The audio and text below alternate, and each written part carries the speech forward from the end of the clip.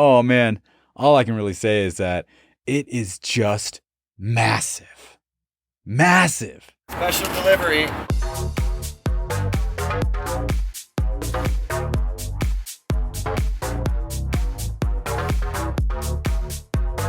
Today's video is brought to you by the DJenerates NFT project, made up of 10,000 unique NFTs immortalizing the characters from the electronic music world. You'll have DJs, producers, clubbers, bouncers, VIPs, and many more. They have partnered with superstar DJs to bring their likenesses to this NFT project, including Benny Benassi, Carl Cox, Nick Warren, and Paul Oakenfold, to name a few. The DJenerates NFT project also includes virtual clubbing events in the metaverse. They are also launching a laser DAO that will support artists through project grants. Check out the DJenerates NFT project at the links below and pick yours up today.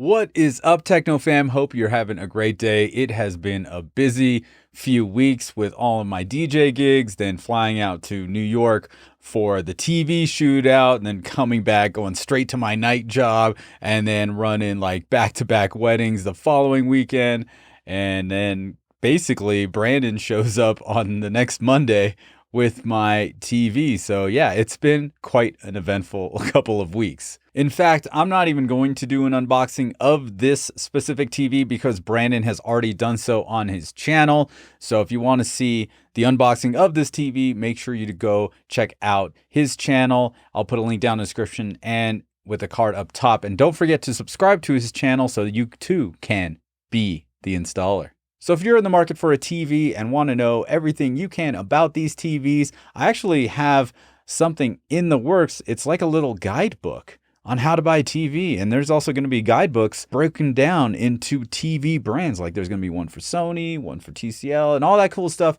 I actually got something in the works. So make sure you subscribe up and hit that bell so you get notified, because I will be making a video about my TV guides that are coming out in the next month. Oh yeah. Now this might be a long video, so I'll put some timestamps or chapters in the description so you guys can jump to whatever parts you want. But first I'm going to go over why I went with the 83 as opposed to another 65 or a 77, why I went with an OLED, and of course maybe what I did with the other TVs since I had an installer here hanging out. Wonder what happened to them. And of course I'll get into my first impressions of the TV, including gaming and just the sheer size of the damn thing. So I went back and forth between the 77-inch and 83-inch, and I was like, well, the dimensions, the length and the height are not that different, not that far off. So I was like, okay, maybe I can fit an 83. And then a couple of months ago, I think maybe 3 months ago, I was talking to Brandon, be the installer, and he was telling me that he's already got the 83-inch Sony OLED, the A90J, and that he was going to buy an 83-inch C1 for his YouTube channel to make videos and then just sell it off. And I was just like, oh, me, sell it to me.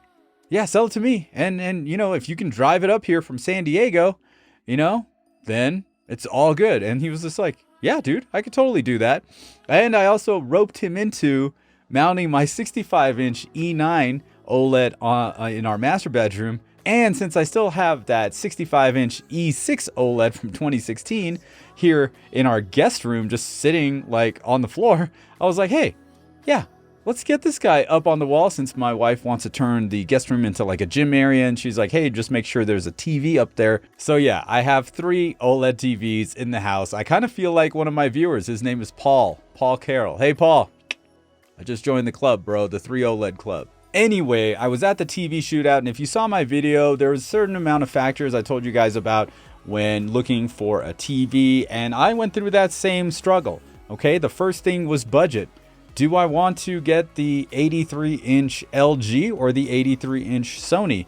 Well, budget was kind of a situation. I didn't want to spend an extra $2,000 on that TV if it didn't have what? All the features working.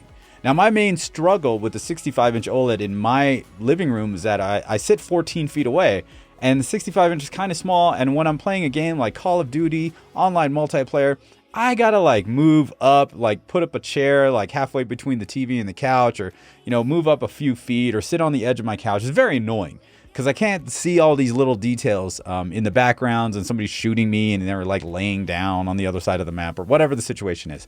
Bottom line is I needed a bigger format and I needed all the gaming features working out of the box. And of course, you know, I wanted an OLED because of the viewing angles, because if I'm at my dining table, it's a steep angle. If I'm at the main couch, it's a good angle. And if I'm on the other side couch, then it's another like off angle situation. And I want to make sure I have great viewing angles from no matter where I sit in the living room. Yeah. So the gaming features are one of the things I really wanted to have out of the box. And I gotta say, this gaming optimizer is pretty handy. Now, if I want to double check to see if I'm in 4K 120, I just press the cog button and I can see like here, it's running in 118 or 119 or anything over 60 frames per second. I know that I'm set up for 4K 120 and it's running properly. Looking at the 4K TV detail screen in the Xbox Series X settings, I can see all green check marks, including your TV supports 4K 120 Hz with Dolby Vision. What? My 2019 doesn't even do this. It is actually capped at Dolby Vision Gaming for 4K 60. So, that's pretty interesting. Nice little plus. And you can see here, if I go into the picture mode, yeah, here it is. Dolby Vision Game Optimizer. And all the gaming footage you'll see in this video is 4K 120 Hz with Dolby Vision. Now, these are not Dolby Vision native games, which I am excited to check out. So once those are released, I will definitely download them. But yeah, Sony still doesn't have a Dolby Vision game mode. Yeah. And then Samsung doesn't even support Dolby Vision. So come on, Samsung, come on, Sony, get with the program already and let's go. Now, if you've watched my channel before, you know one of the things that I love about OLED is that when I turn off the lights, the black bars on a movie just disappear into the darkness, right? That's one of the best things. Like, I don't even understand bias lighting. Like, I would never put bias lights like those LED backlights on an OLED TV. Like, you just totally ruin the fact that you have an OLED TV by bringing in more ambient light. Because the best part is, it's like a movie theater. You turn off the lights, boom. All you get is this picture. And so with this movie Lucy, that is a 2.35 to 1 aspect ratio, I went and measured the actual screen, the diagonal of the picture I'm getting, and I'm getting over 77 inches of just the picture. And that is fantastic. So I am totally glad I went 83. Had I gone 77, I would have just sat there and been like, man, I wonder what that 83 would have been like. So I totally would have had FOMO if I didn't get the 83. So that was also another reason why I wanted to get the 83. And of course, you know, this whole situation with Brandon needing to sell one, it was kind of like the perfect storm. And then there are those times when we're watching movies like Bumblebee, where the entire like screen is filled with picture. And that is just awesome. I can't tell you guys how amazing this. It's like a combination of like, you know, projector large format, but you're getting those deep blacks of OLED, right? Like if they make a 100-inch OLED TV, like that would be nuts. Like forget those ultra short throw 100-inch lasers. Like, you're not going to get black levels like this. Not in the daytime, maybe in the nighttime, maybe. But the bottom line is like, you know, some of these projectors just can't handle these inky blacks like OLED can, unless you're like stepping up to the like $25,000 JVC, in which case you're spending $25,000 on a projector. But hey, all good. I think this 83-inch OLED is a nice like, you know, step in between. You know, I've got a larger format, but I still got the inky blacks, and I didn't have to mess around with aligning the stupid projector and this screen because I did that before once with that Vava and that Vivid Storm, and that was just pain in the ass. One of the nicest things I've looked at in the past couple of days is this demo from the Dolby Vision 2018 demo disc, and it just looks fantastic, man. The colors look great. It's just so huge. And I don't know about copyrights on this demo stuff, so I will upload a separate video of just that demo, maybe a second one as well, and I'll link them in the description with the card up top so you guys can check those out. And of course, these are just, I'm just running like basic you know, out of the box picture profiles, nothing special, nothing calibrated. As far as installation was concerned on the 83-inch, I don't have a big wall, but I do have a TV stand, and since the LG has a nice pedestal stand, I was able to use the 83-inch TV in my home. I did have to push out my speakers by 2.5 inches on either side and then move the whole TV stand to the left 1 inch. And here we go. I also still have enough room behind the TV to keep my Xbox Series X and PS5 since I don't need a line of sight to either of those devices. I've also got all 4 HDMI ports being used right now as I'm reviewing the Revon 4K player and have that and the Oppo 203 connected directly to the TV. Now as for the other two 65-inch OLED TVs, Brandon is going to be giving you some tips on how to measure the TV and the mount and how to relate that to the wall that you're going to install the TV on. And he's also going to show you his little trick to fish the power cable from the top of the wall to the outlet box at the bottom. And the cool part was my wife made us some bacon wrapped jalapeno poppers. So let's check that out.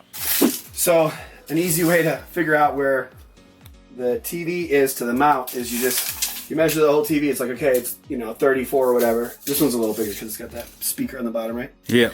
So you just go, okay. So I stand it up and just go 14.5 from the top of the mount to the bottom of the TV. So if you know where your bottom of your TV is, you just measure up 14.5 and that's where the mount goes. Boom. Easy stuff.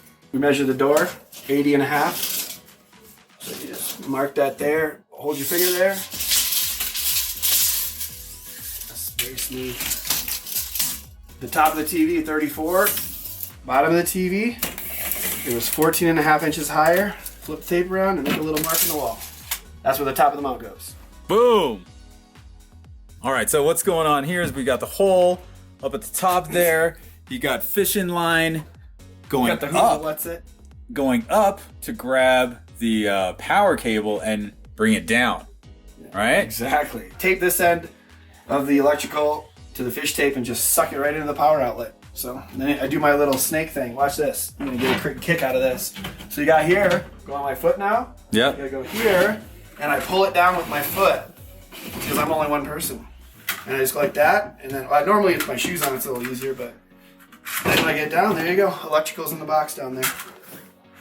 Look at that. The one man crew. Look at that. Tips so you can be the installer. Looks good. There you go. Whoa! Look at See this. yourself in the reflection. Boom. This thing looks huge in this room.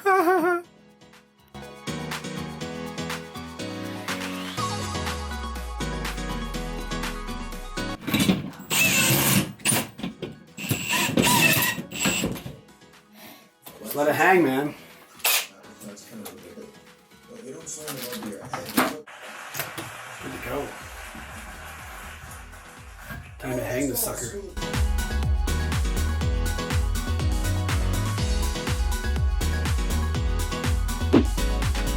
So yeah, again, big shout out to you, Brandon. Thank you so much.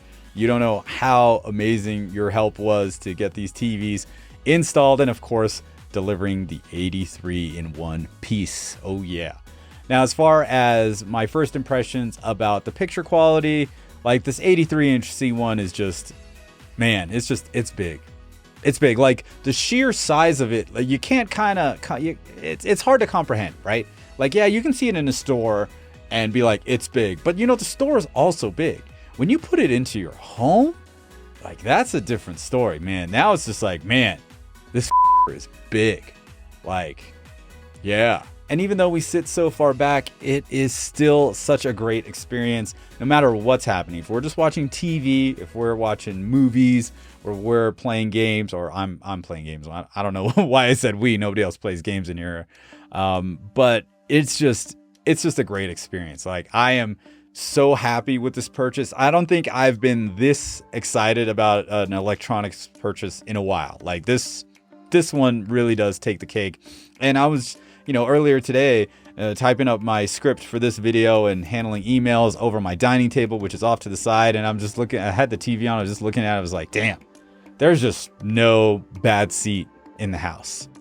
Yeah, there's just no bad seat. It's so great. It's so great. Now, as far as picture modes are concerned, anything I do with my TV, I'm probably going to put them in cinema. These are the out-of-the-box picture modes. For HDR, it's cinema home. And I think Dolby Vision is just cinema. I forget. I also turn off all the auto smoothing in the clarity section, the true motion or clear motion, whatever you call it. Unfortunately, you can't turn that off for Dolby Vision, but you know, it's not like super soap opera effect. So that's good. Now, one thing I did notice, and this is kind of where the A90J like shines a little bit better, and that is for movie watching. I do notice that the C1 kind of does crush blacks a little bit. So I was kind of messing around, and Brandon was telling me try flipping these things around. So here's something that I did to kind of counteract it. Going into the brightness settings and playing around with black level and auto dynamic contrast. Try black level at limited and auto dynamic contrast at high. This is kind of how I have it set.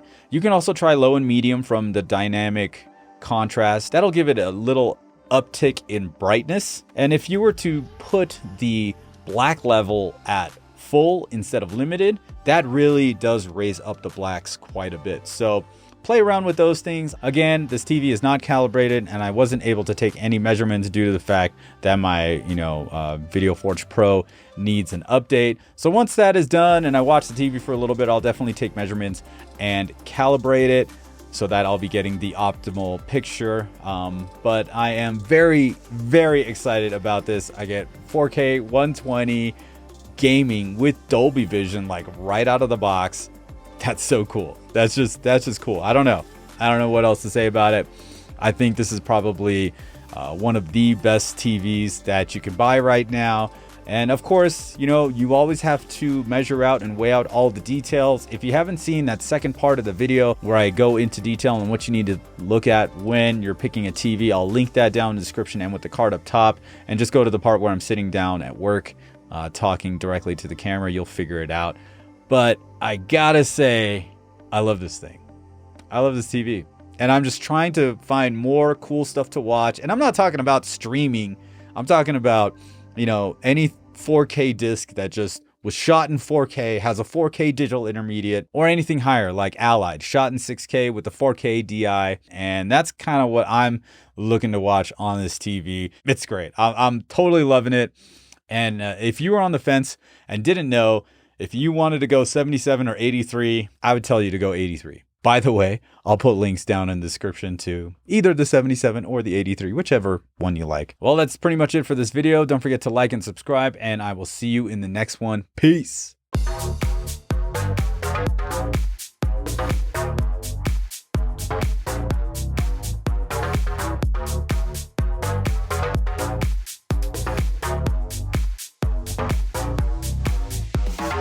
Beep.